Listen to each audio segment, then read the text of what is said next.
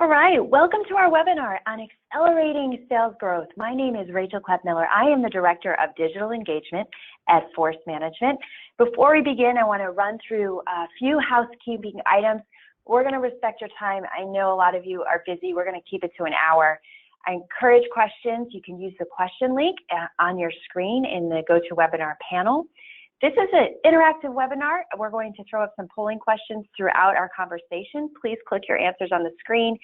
And we will be recording this presentation, and we're going to send you the recording as well as all the slides after the webinar. So be sure to watch your email for that, and you can feel free to share that with your colleagues who weren't able to join.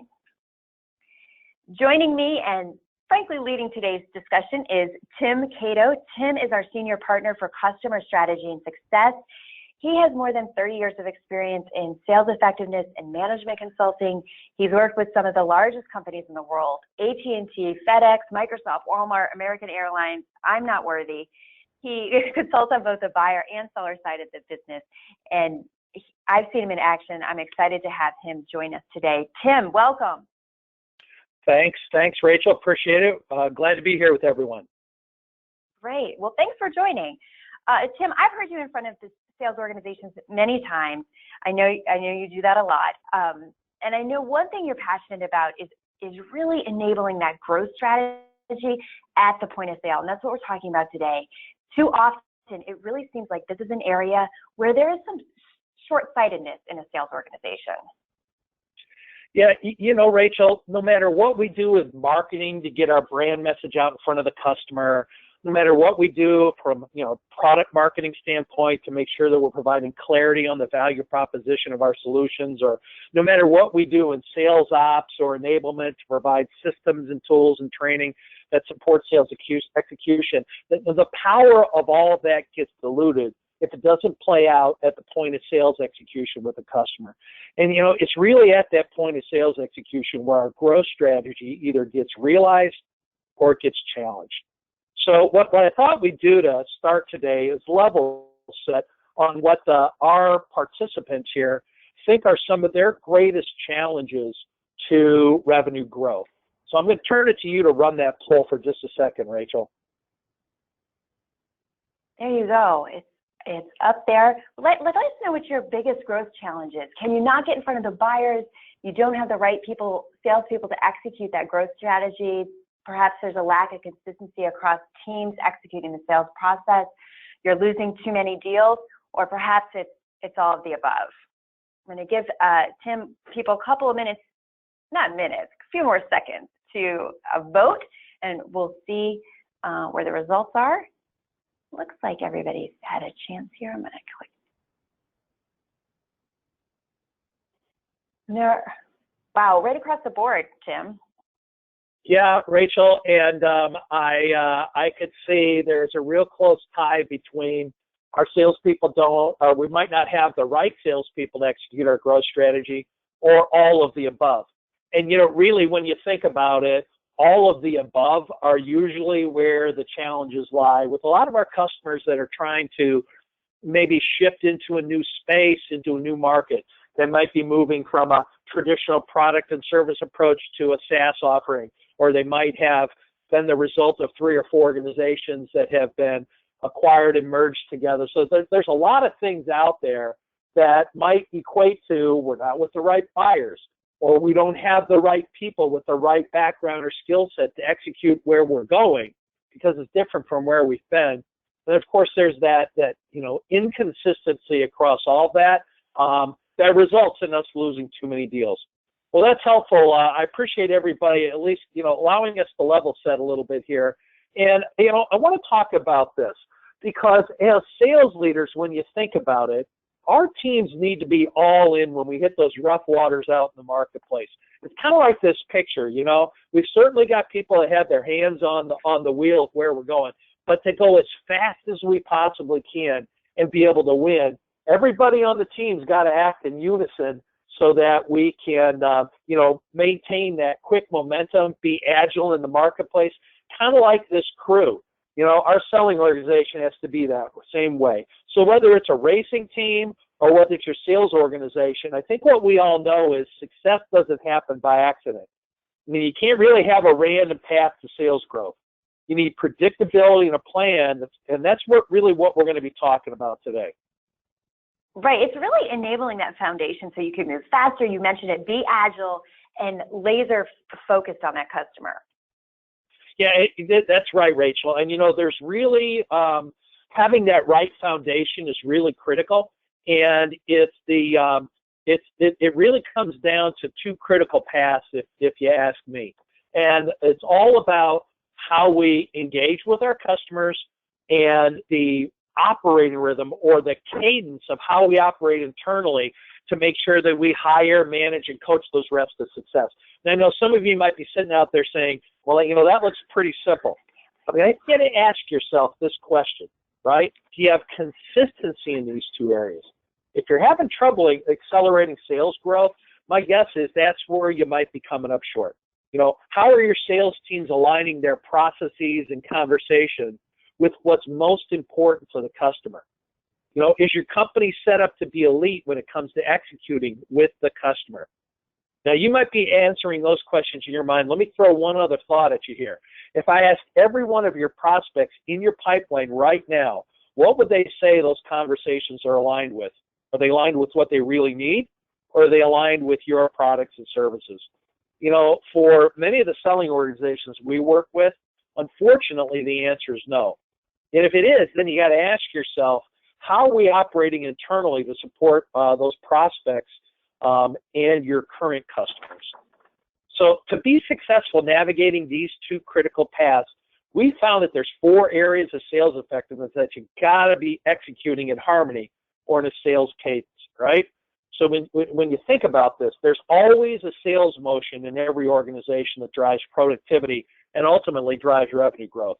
And at the field level, we feel that these are the 4 most important areas of sales effectiveness. Now, if you're looking at that screen, I want you to start from the middle and we'll work our way out, right? To us, that's where your customer-facing organization sits.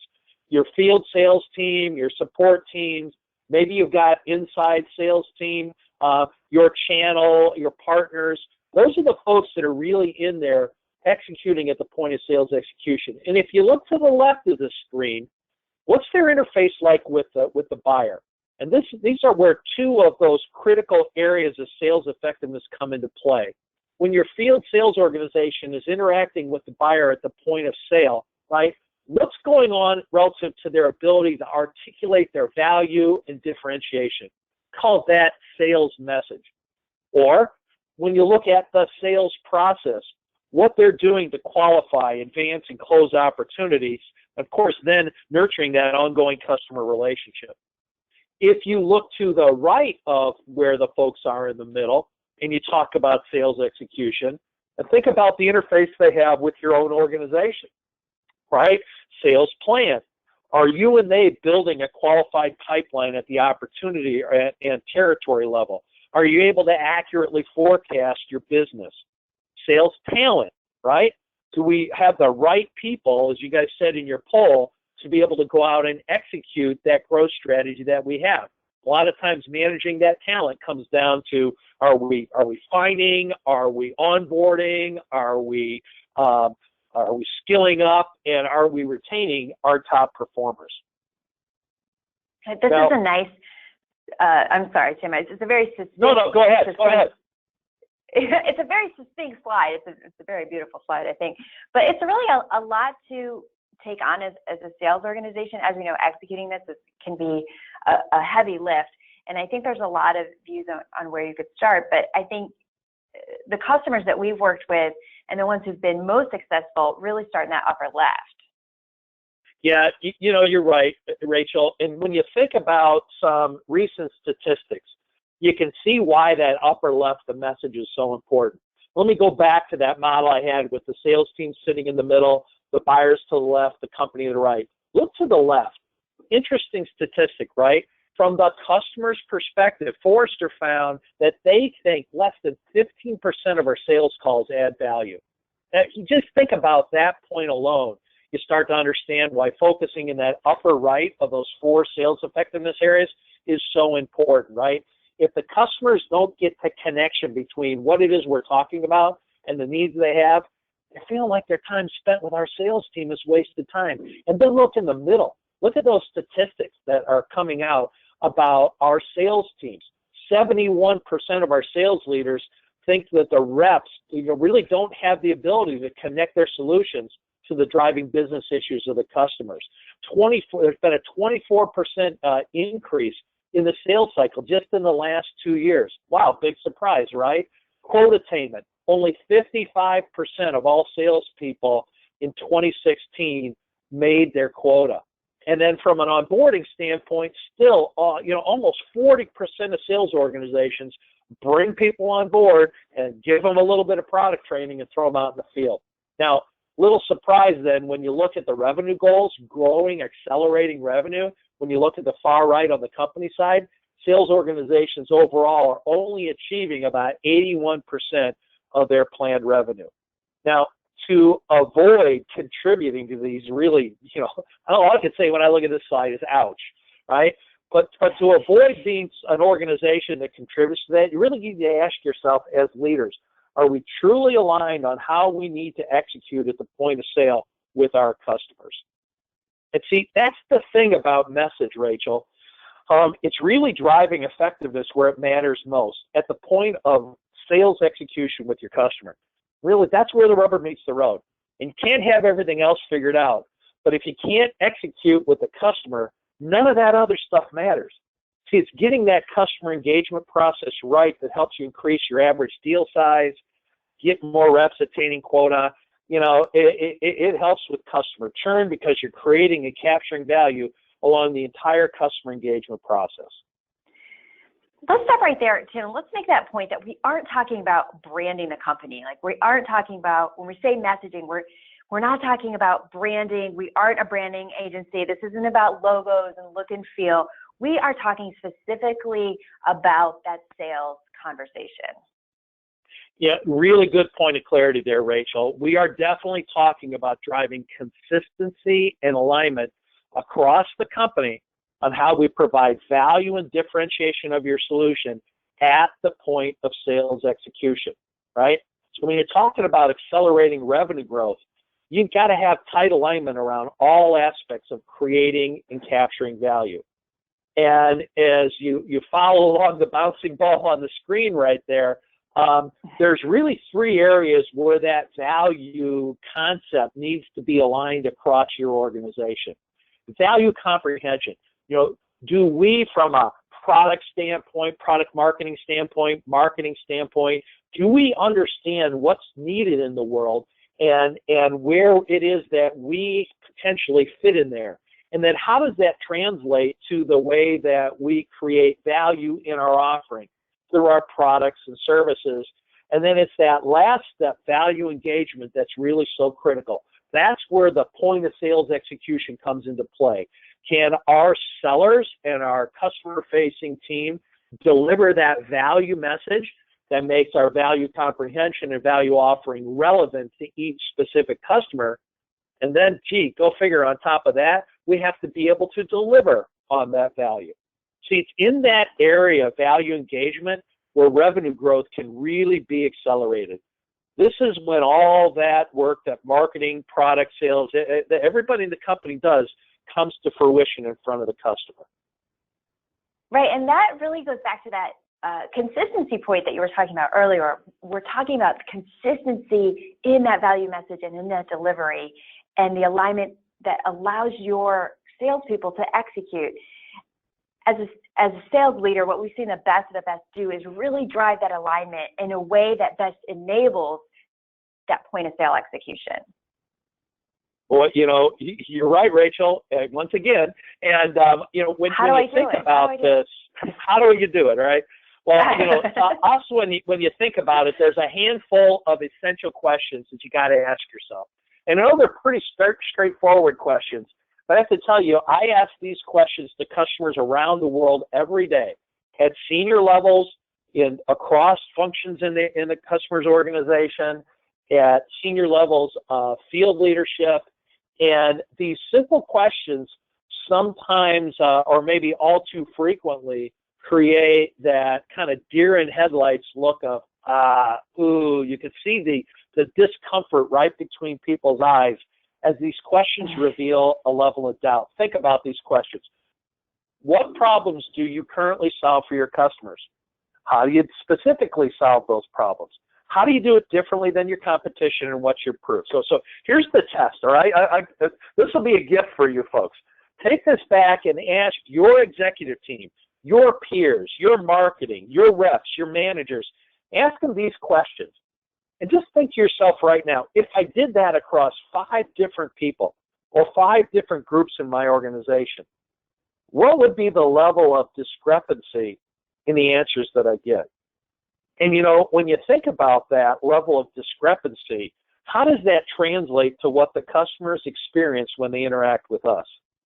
I'll just tell you how these can be useful for you, right? These questions are a great way to set up the need for some focus on your selling organization and the motion that they have, both with the customers and externally. They kind of set up that need maybe to consider investing a little bit more in what we do with our sales organization.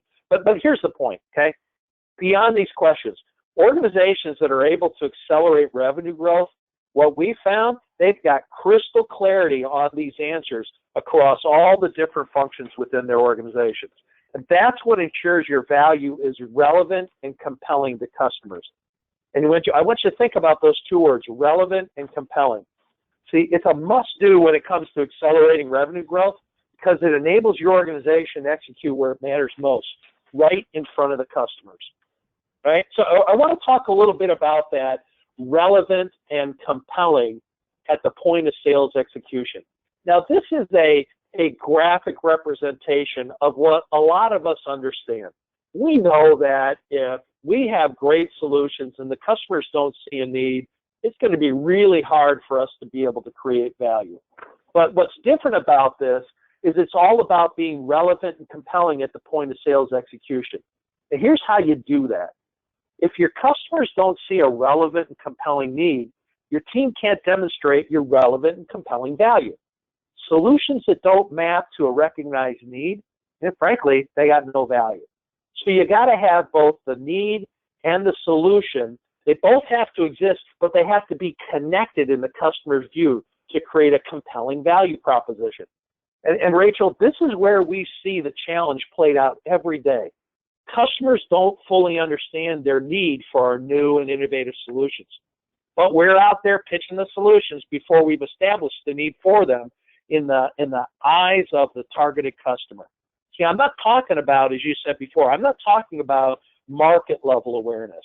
We've got marketing and product marketing to do that. I'm talking about at the point of sales execution with each specific customer that have their own unique views of their issues and challenges. If your reps aren't equipped to be relevant and compelling, growth, frankly, is kind of a pipe dream. Now, companies, Rachel, will spend millions of dollars creating ROI and value propositions. But what good do all those things do if the sales organization can't expose a compelling need? I mean, your customer-facing team has to be able to draw out that customer need and only then demonstrate the value of your solutions. Now, the question I have for everyone on the call here today, when you think about it, can your reps articulate how you create relevant and compelling value for your customers and how you do it differently than the competition? Now, this leads to the first of 4 principles we're going to share with you today on accelerating revenue growth. Enabling salespeople to be relevant and compelling at the customer level, at the point of sales execution. This is critical. Yeah, and I think you made a good point there, Tim, when you were talking about the investment that a lot of us companies will make, a lot of us make into building value props and branding. But if they can't be executed in front of the customer, it's money wasted. So I'd love to see how many of our audience members really feel like they had this nailed. What's your confidence that your reps are able to confidently articulate value in a way that's relevant to each customer? 20% or less, 40%? 60%, 80%, or more? Go ahead and click the poll on your screen.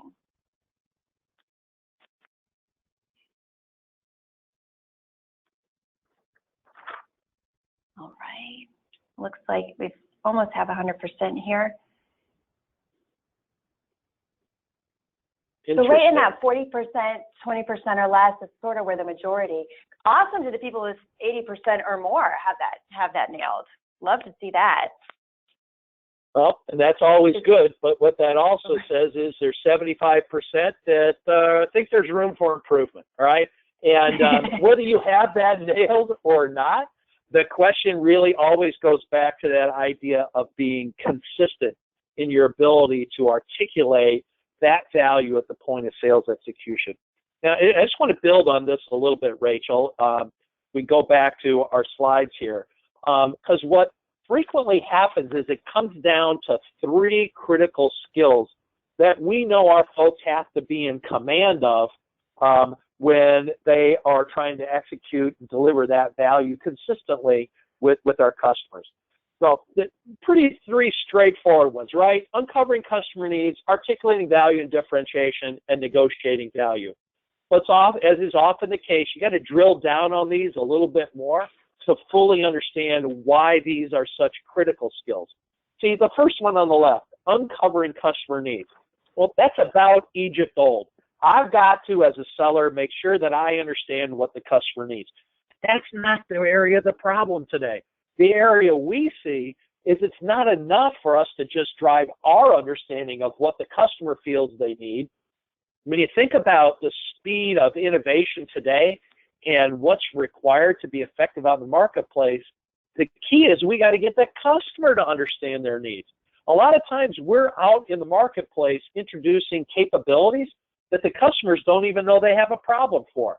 So when we go out and do our really compelling pitch, and we all have that great slide deck, and some of us have that awesome demo, but if the customer doesn't understand the need that fills, again, that's why that's a critical skill. So for us, the real, 2017 challenge of that box on the left is how do we make it 2-way? And what are our reps doing to uncover that? When it comes to articulating value and differentiation, that's not a market message. You have to have those in your marketing, right? I'm talking about how do we, at the point of sales execution, with each specific customer, connect our value and differentiation back to their understanding of their need. And I don't know about the people on the phone, Rachel, but I've yet to meet a customer that feels like they've got a generic problem. They all feel like they have very unique and specific problems. And what we know drives sales success today are organizations that can link those unique things that they do that adds value to the customer specific to their needs. Now, the opposite of that, Rachel, is when a customer feels like they're pushing something at us that we don't feel we have a need for. Rachel, I live in Atlanta, and I've lived there for 19 years. I remember the first car I bought in Atlanta, right? I just moved down from the north where there was snow. And when the guy started walking me through the car, he got to the interior package, and he started telling me about how great it is that I've got a seat warmer in this car. And I was saying, buddy, I have to tell you, I live here because I didn't ever want to have to buy a seat warmer again. And unfortunately, where that conversation went is I started thinking, I wonder what else is in this car I don't need. And the conversation shifted dramatically. Now, that's kind of a metaphor for sometimes what goes on when they're out there pushing. We're pushing our value proposition that they don't understand they have a need for. Now, of course, I threw this up there, that slide, Rachel, because it's that last box on the right, negotiating for value. Frankly, sometimes that's an afterthought with our sellers because they think negotiation is that event that occurs moments before I close. And if that's the case, odds are what's going on is they're negotiating on price, not value. See, are they negotiating against the defined budget that a customer has that surely we're going to charge more than? Are they negotiating on their price versus a competitor's price, a competitor that might be willing to do anything to the business? Or are they negotiating over capturing the value of the size of the need the customer has? See, those are 2 very different things. And if you find your team negotiating over price at the back end of trying to close a deal, odds are it's because they didn't do things in the two boxes to the left very well, right? So see, differentiating, creating value and differentiating from the very beginning is what this is all about. Now, of course, where this sits, and Rachel.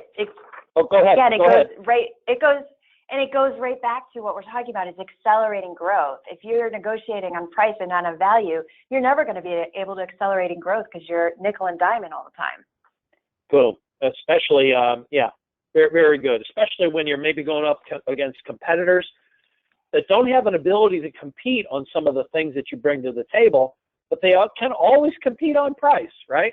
So we got to change that conversation. Well, anyway, what we're talking about there, Rachel, is now we've shifted from that upper left quadrant of customer engagement on articulating our value and differentiation, and we're talking about the lower left quadrant there, sales process.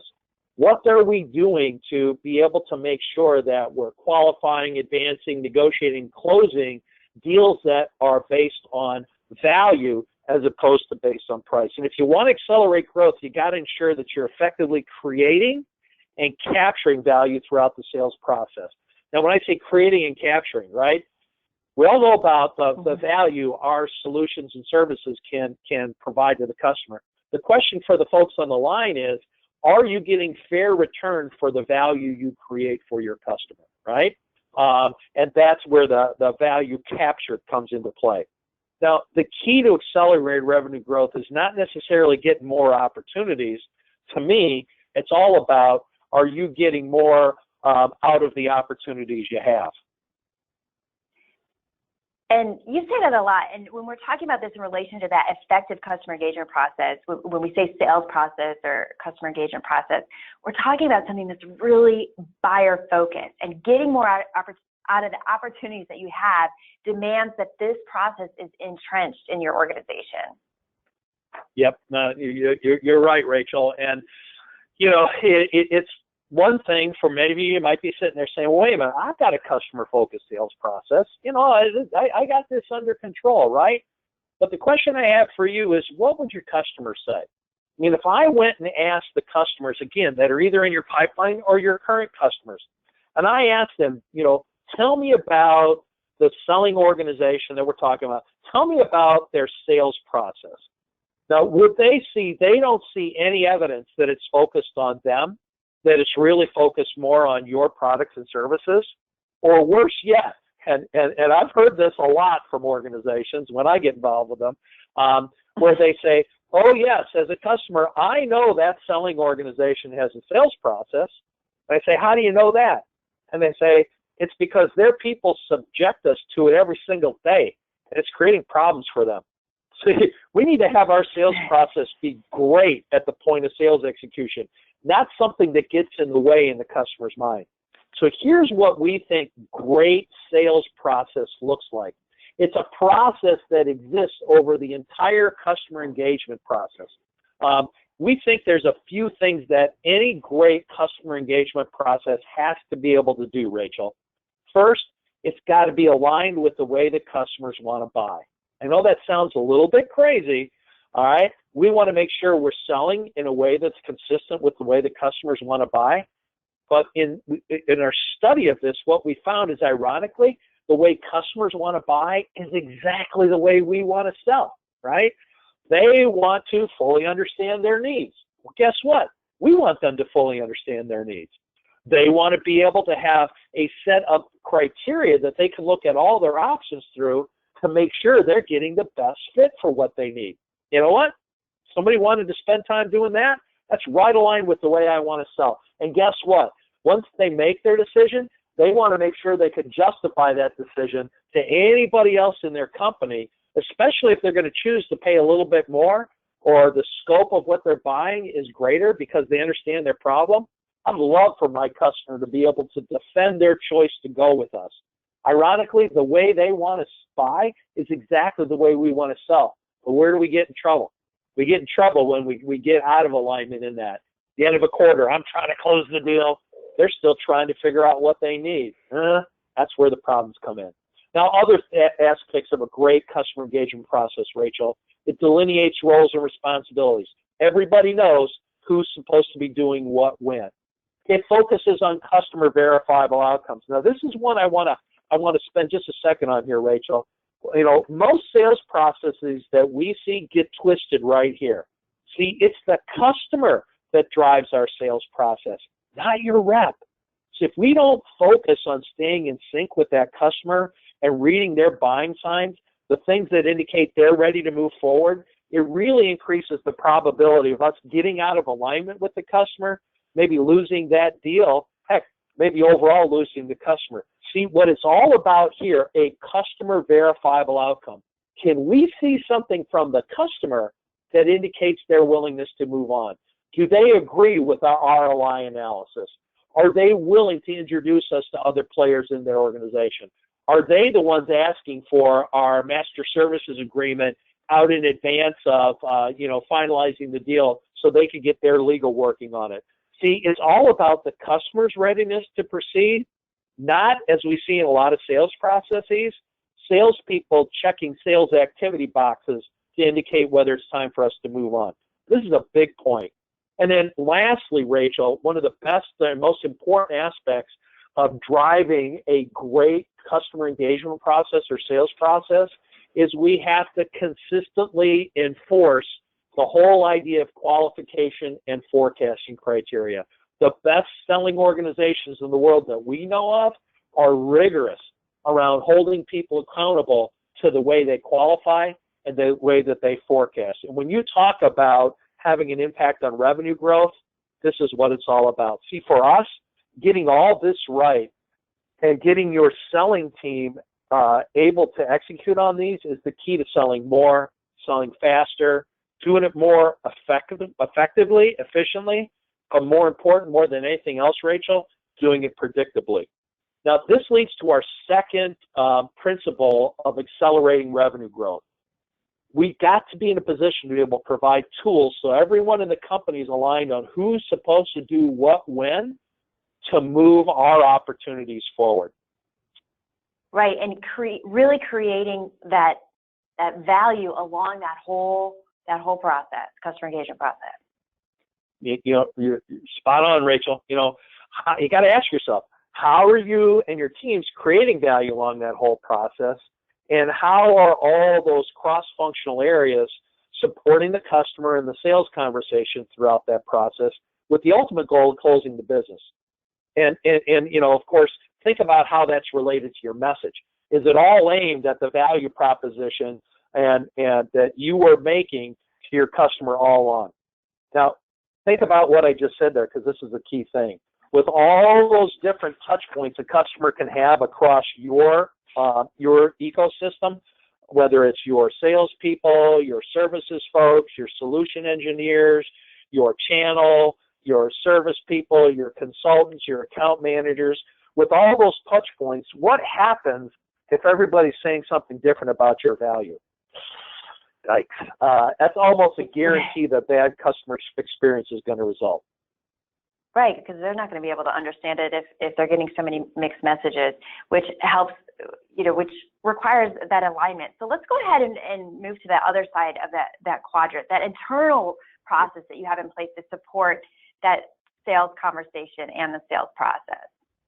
I got button happy there for a minute, Rachel. I get so excited about this. But if we do go to the right-hand side of our quadrant there, now starting in the middle, looking at our customer-facing team, but in this case, they're looking back inside the organization. It's one thing to make sure that we've got the two quadrants on the left on our customer engagement right. We've got to make sure we've got a management operating rhythm in place that allows us to be able to be effective externally. See, it's in this area that a lot of our customers are struggling right now. They can't seem to accelerate their growth if they don't have that management operating in place. And as many people saw when I fumbled on the buttons here, that really introduces our third principle of accelerating revenue growth, right? Develop the management cadence that you got to have to be able to accurately and consistently achieve your numbers. Yeah, it's particularly important when you're trying to accelerate growth. And when we're talking about this, I just did an interview with the CEO of Veracode, Bob Brennan, about how they really dialed in and accelerated growth at Veracode. And we talked about this point, and he said, when you're accurately hitting your number, those revenue targets, it makes the entire company bullish about investing in the future. And we use that term, management operating rhythm, a lot, MOR. And I think it might be helpful, Tim, to get specific and go through what we're talking about when we say that MOR cadence. Yeah, that management operating rhythm. Well, let's start with the end game. I'm old school, Rachel. So I have a long-standing belief that pipeline cures all ills for a sales organization. Of course, you it's think not Twitter? about it. No, it's not, believe it or not. All right? It cures all ills for the sales organization. Because think about it. Without it, what happens at the end of a quarter? If you're like us, and I've spent my whole career, right, you get to that end, you're either feeling good or you're a little bit stressed. And in those occasions when you're a little bit stressed, you're probably stressed because you realize you don't have enough pipeline. And you find yourself heading into the last part of a quarter. I don't want anybody jumping off a ledge right now, but you guys have been here before. We know we've got to close every single opportunity that's out there to hit our number. And even with perfect execution, sometimes deals slip out. So what do? We predictably go back and look at our pipeline and either try and find deals that just a few weeks ago we thought weren't quite as ready to move forward, or we see if there's something that we are planning to do in the coming quarters. Is there anything we can do to move those forward? And I hate to say it, but what do we do to move those deals forward? Probably some things that we don't want to teach our customers to rely on. See, this is, to me, a growth death spiral. And all too often, it repeats itself every 90 days. So to break that 90-day death spiral, sales leaders really need to ensure that the reps are building pipeline at the territory level. The far left side of this graphic here. If we want to be able to drive success, we got to make sure that we're driving accountability into the way that they plan their territory, identify their across their accounts, where are those great opportunities that we can focus on. And then what we do is create a sales culture where we drive that pipeline and hold people accountable to that. And then ultimately the way we do it is providing managers and management visibility to what's going on all those plans. That's what is required to start enabling your managers with a way to really be able to be in control of their operating rhythm. But, Rachel, I can't go on without addressing a stark reality that we all know all too well. Effective frontline sales management, that's an extremely tough role. And what ends up happening is at that point of frontline sales management, a lot of times priorities often get treated a little bit like triage. Triage, right? You focus on the urgent, which sometimes comes at the sake of the important. And when we're talking about this, I'm often reminded of the concept of big rocks. And some of you out there might be familiar with the great concept that Stephen Covey brought to the world. It's been around for a while, but the idea of big rocks. And if you haven't seen that, I encourage you after this, go Google Stephen Covey Big Rocks. It's a little bit of a vintage video, but it talks about a really relevant concept as it relates to a management operating rhythm. See, in a sales world, the big rocks are those game-changing priorities we've got to keep our focus on. Now, most sales organizations have a common set of big rock activities. They know that they need to execute them every day. Is it managing revenue? Is it our forecast? Is it, managing the sales activity? I've yet to meet a sales manager that doesn't understand, submitting and managing the forecast is kind of, grounds of employment. You have to be able to do that, and things get pushed aside to be able to make sure that we can provide that forecast when needed and hopefully as accurately as possible. But it's all too often that those small rocks eat away at a frontline sales manager's time, right? Those things that are important for the moment, but they're not the critical big rocks. And think about what happens on a daily basis with our managers, right? They get that conference call or a web meeting that just got, scheduled. We need you on this. the urgent request for information in that email that comes flowing in or the text. Or how many times does someone walk in the door that they need to talk about their problem, not yours, and it gets in the way of some of your big rocks? Well, if you follow this picture and go with, Covey's idea of everything you do has to fit in the bucket. In this case, the bucket is the amount of time you have available in a day. Well, what are those big rocks? Look at a few of these. As I said, forecasting, managing our pipeline, making sure that we're looking at our key accounts and our opportunities. Those are things that pretty much happen all the time. But if too many of those little rocks come into our day, what are the things that get dropped? Is it coaching our people? Is it developing our team? Is it out there recruiting to find the next person? Or, think about it this way. How many times do our managers, the thing they put on the back burner is themselves, their own self-development, their own health, their own time with their family, their spiritual time, whatever it is. See, when things fall out of alignment, this is where the problems occur, right?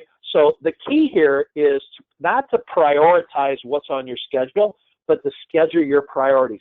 That, Rachel, is the essence of a management operating rhythm. And we've got to help our sales team prioritize what those high-value activities are. So to successfully execute our key responsibilities, we got to make sure that the big rocks come first. Now, some managers, they've got this figured out. But we see a lot of managers that do this on an ad hoc basis. So if you've got revenue growth that's stalled, the question is, could it be for this reason? See, this is where to us the management operating comes into play, right?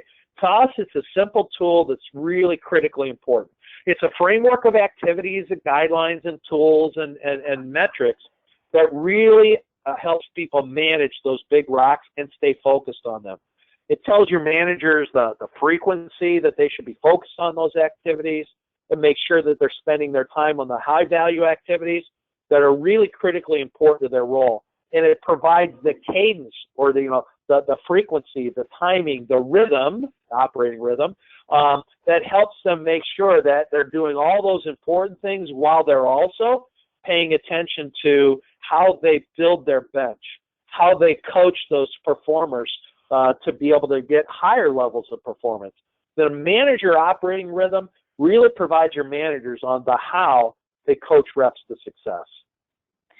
And that how is so important. We always say, just don't give them the what, give them the how. And that idea of coaching reps to success really comes back to that talent part, going back to our quadrant of the 4 areas of sales effectiveness. And Tim, I know that you mentioned earlier, but when we're talking about accelerating growth, if you're a leader, right, if you're leading a sales organization, you need to provide a way for managers to own their talent. Yeah, that's a really great phrase, owning their talent. And that, Rachel, lines up with our fourth growth principle there. It's our final one. Develop consistency and agility around how you hire, retain, and coach salespeople. It all starts, again, with some answers to some pretty significant essential questions. So when you think about it, think about your managers. Think about organizationally. Think about if things are changing in your world, right? Some of you said from the very beginning in our poll, you're not sure you got the right salespeople to execute your growth strategy. Well, you got to ask yourself, what does success look like in that sales role? Why have we hired the wrong people in the past? Why do we lose key talent to the competition? And then how do we hold people accountable for those results? And we're talking about growing companies. These answers are fluid, right? They might change over time. Bingo. The definition of success changes as your growth goals change, right? The talent you need now might not be the talent you need next year. So I want to start wrapping this up by giving you one more tool you can use, because we think there's two critical skills that help you manage your talent and be able to make sure you're agile when it comes to managing this aspect of your sales organization, this critical success area. So the two things, I did it once again, the two things to look at there are how do we define success in a role and the mechanism to coach folks. So first you got to step back and say, and ask yourself the last time you updated the success profile, and make sure that we are hiring to that spec, we are developing to that spec, And we are coaching to that spec of what success looks like in that role. And when you think about that last part, are we developing and coaching people to that role? Then you get in the whole mechanism for coaching. Having that discipline around understanding, how do I coach my team? And just like customers don't think they're generic, I don't think our reps are generic either. I've yet to see someone that requires exactly the same coaching. Think about it. B performers require very different coaching than A performers or C performers. And the question is, how are you equipping your managers to effectively coach each unique person with the unique needs they have to help them get to higher levels of sales effectiveness as it plays out at the point of sales execution, right? And really, you can't get to elite and you can't accelerate revenue growth without putting some kind of cadence around the way that your managers coach their reps. Now, Rachel, a lot of our customers have found this old, reliable skill-will model to be very useful for them. Now, you know, a lot of you on the phone know that we couldn't fashion ourselves to be consultants if we didn't at one point in this presentation show you a 2x2 matrix, all right? So here it is, just in case you were wondering, right? But in this case, it's a great way to be able to quickly take a step back and consider the variability of how I have to align my coaching with the various individuals. You know, the two axes, the x-axis, the will side of things, the y-axis, the skill side. So if I reframed what the success profile looks like for a sales role, what do I do to make sure that I'm understanding the skill individuals on my team have to be able to execute that? And I likely got some people that have high levels of skill, low levels of skill, and things in between. But then I have to ask myself, what about their willingness to execute, their attitude, their behavior, their commitment to the change, their desire? You know, have we shifted from a reliable product to a service? Are we more of a SaaS model? And I've got people that are sitting there saying, you know, I was really good at selling that product. Can't I just keep selling that product? I'm not sure I'm on with this new thing. Or a company that's the result of several different companies coming together. And now that one thing they knew that they did really well at, it's just one part of an overall portfolio, and they have to sell across that whole portfolio. You know, will can have an impact on our ability to execute the skill. And when you lay this out, Rachel, 4 quadrants that come up, and I'll just give you a quick idea why these are different and they create different coaching mandates. Quadrant 4. High skill, high will. We love these people, right? And just let them rock and roll. They're the ones that are bringing all the good stuff in, right? And they're so good, you don't even have to spend time with them. And of course, therein lies the trap, because if you're not spending time with them, it makes them pretty vulnerable to those competitors that are recruiting them, right? Think about it that way. What about our quadrant 3? This, to me, Rachel, is the classic new hire. All kinds of willingness. Man, I can't wait to get out there. This is really good. The problem is they don't have the skill to be able to execute quite yet. So the way we coach them, see, you coach in quadrant 4, you got to give them new horizons. You got to help them see they're still growing while they're here. Quadrant 3, you got to give them at-bats or reps. You got to help them get out there and learn. So everything you do is focused on that. Then you shift over to the low will side of this thing, our quadrant 2s. They got the skill, but for some reason, they don't feel motivated or willing to be able to execute it in the way we need them to. Coaching them is very different than a quadrant 3. But, you know, let's go back to our friends in quadrant 3. If you can't be with them every minute of the day, and what ends up happening is sometimes their enthusiasm to succeed ends up giving them a very short leash, a very short honeymoon period in their mind. Especially if you hired them from being successful somewhere else, they're used to being successful. So if they struggle in a new place, what do? They can't get to you for counsel. They'll go talk to some of those high-skilled people. Well, guess what? Our quadrant 4s are out making business happen. They're hard to track down for quadrant 3s. But who always seems to be available? Our good old quadrant 2s, standing around the proverbial water cooler, ready to moan about this or that. You know, they all can have an impact. Speaking of that, what about our quadrant 1s? You know, low skill, low will. These might be people that we need to find a way to make available to the rest of the market. You know, you got to give it a try to work with them, but you can't try too long. And coaching them is very different than the 2s or the 3s or the 4s. Now, here's the point of all this, right, Rachel? You can't coach all these people the same way. You need to enable your managers to coach them in a way that drives productivity out of the ones that matter and help the ones that don't matter find their way out. Now, Rachel, I think we've got some things, some resources for everyone on this point, a little bit more detail, correct? Yeah, people really find value out of this 2x2 matrix, and we're going to be putting it in the follow-up email. So look for some information from us in your email on best practices on how you coach to that model. And I think that about wraps up our principles. Tim, if you want to just wrap up those, and we'll hit questions. Well, let me wrap things up and hit any questions or get people on their way. So, what we tried to do today was give you some background on what we feel are 4 principles for accelerating growth. Sales messaging, enabling those reps to be relevant and compelling at the point of sales execution with your customers. Sales process, providing the tools so that everyone in the organization is aligned on who's supposed to do what when to advance our opportunities and drive revenue. Looking back internally, sales planning, having that management cadence or operating rhythm to accurately and consistently achieve your number. And then sales talent, developing consistency and agility around how you go out, find, hire, retain, and coach your best people. Now, of course, in a 50-minute webinar, things always sound simple, right? And even when we present them as simple, I hope everybody understands we know that things that are simple aren't always easy. Each one of these takes focus, it takes effort, and it takes persistence. But to grow revenue, you can achieve from these things makes it really worthwhile. So, Rachel, I'll shoot it back to you and see if anyone has any questions out there.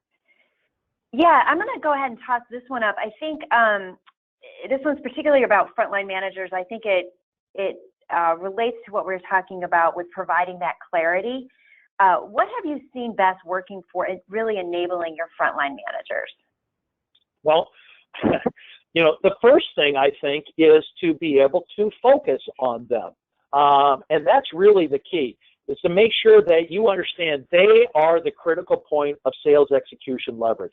If the frontline managers don't get it or they're not on board, their skill will, so to speak, then you're going to have a lot of problems out there. So when I say focusing on them, making sure they got crystal clarity on what their big rocks are, and that management operating rhythm we talked about, Rachel, is really the key. And we've got to make sure that we're providing as much guidance and emphasis on coaching, on developing people and developing themselves.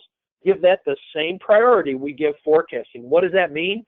Sometimes the way we have to help these people is to take some things off of their plate, whether it's automation tools, whether it's we don't go to them for certain bits of information that we can pull out of systems, whatever it is, help them find not only what the priorities of those big rocks are, but give them the support they need to be able to stay focused on those.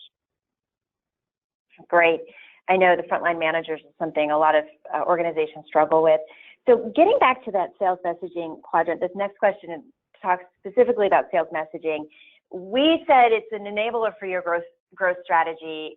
If you're the sales leader and you know that that's where you need to go, what are your key best practices, Tim, or what have you seen work really well in organizations where a sales leader was able to really get the buy-in cross-functionally that they needed to make this happen? Yeah, well, I think, first of all, take those 4 essential questions from up front, right? What are the big problems we solve? How specifically do we solve them? How do we do it different than anybody else? Do we have proof of that? Honestly, I've seen CROs, EVPs of sales really, socialize the answers to those questions across their peers, across different organizations, to just create an awareness, an aha, that there might be some inconsistency in the way they do that. And then make it a clear priority from the top that this is not a sales issue, this is a selling organization issue. And when you think about that and you look at all the different functional heads across an organization, ask them this 5th question, right? Who here is a member of a selling organization? Now, hopefully everybody raises their hand. I don't care if they're in marketing, if they're in product, if they're in services, or if they're in sales or some kind of operations. Everybody's a member of a selling organization. So with that awareness, what we have to do is realize, how do we all contribute to sales revenue growth? And that's really what it's all about, because everybody has a hand in that, especially if you look at it through the lens of the customer. See, they don't care that you're in services. They don't care that you're in product. All they know is you're a member of that organization for whom I accepted your value proposition, and I'm expecting to get some results, right? So selling is not just a sales team issue, it's a selling organization issue. And I think when you can drive that and hold everybody accountable to align on the way we do it and have zero tolerance for deviation and celebrate successes, you find that you get a lot of alignment, because everyone wins when the revenue goes up. Amen. What a great bottom line there, Tim. We all sell and everybody wins when that revenue goes up. Thank you so much, Tim. Really appreciate your time. Thank you to everybody for listening out there. If you have any questions, specific questions that we didn't get to, go ahead and click that poll on your screen. We'll follow up with you. Of course, look for an email from me coming with the slides and the recording, as well as information about the skill wheel model. Have a great day, everybody.